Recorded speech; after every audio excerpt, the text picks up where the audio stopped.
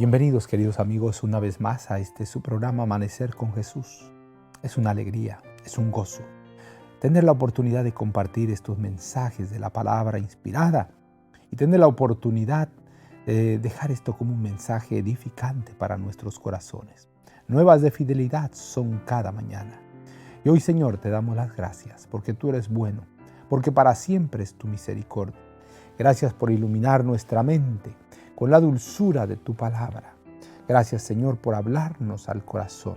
Instrúyenos y permite que este mensaje pueda caer en tierra fértil. En el nombre de Jesús lo agradecemos todo. Amén, amén y amén. Los grandes temas de la Escritura ensanchan la mente. Escribirá para sí en un libro una copia de esta ley, y lo tendrá consigo y leerá en él todos los días de su vida, para que aprenda a temer a Jehová su Dios, para guardar todas las palabras de esta ley y estos estatutos para ponerlos por obra. Deuteronomio 17, 18 y 19. La lectura liviana fascina la mente y quita interés por la lectura de la palabra de Dios. La Biblia requiere reflexión, escudriñamiento, con oración. No basta con recorrerla superficialmente, aunque algunos pasajes son demasiado claros para que se los entienda mal. Otros son más intrincados y exigen un estudio cuidadoso y paciente.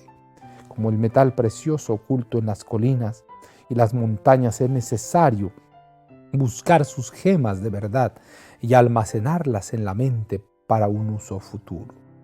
Cuando usted escudriña las Escrituras con el ferviente deseo de aprender la verdad, Dios impartirá su espíritu en su corazón e impresionará su mente con la luz de su palabra.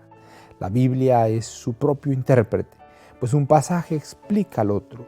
Comparando los textos que se refieren a los mismos temas, usted verá una belleza y armonía que nunca soñó. No hay otro libro cuya lectura fortalezca, amplíe, eleve y ennoblezca la mente como la lectura de este libro de los libros.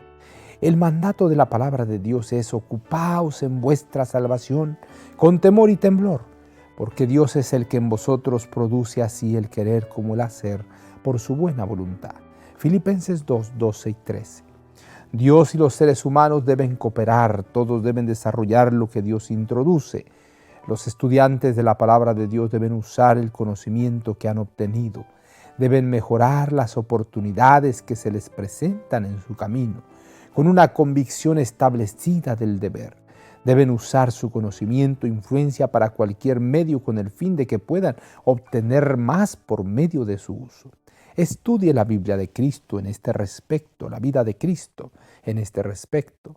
Sígalo desde el pesebre hasta el Calvario y actúe como Él actuó. Debe sostener los grandes principios que Él sostuvo. Su norma es tener el carácter de Él, que fue puro, santo e inmaculado. The Youth Instructor, 30 de junio de 1898. Oh Señor, gracias por hablarnos de esta manera. Gracias porque hablas a nuestra mente, a nuestro corazón, porque nos instas, porque nos desafías a profundizar en tu palabra. Tu promesa es que tu Espíritu Santo iluminará nuestra mente, nos guiará y no nos dejará caer en el error. Quédate en nuestra vida, en el nombre y en los méritos santos de Cristo, nuestro amante Salvador. Amén, amén y amén. Jehová te bendiga y te guarde. Jehová haga resplandecer su rostro sobre ti y tenga de ti misericordia.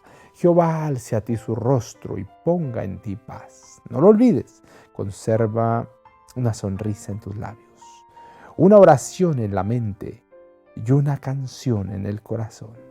Hasta la próxima.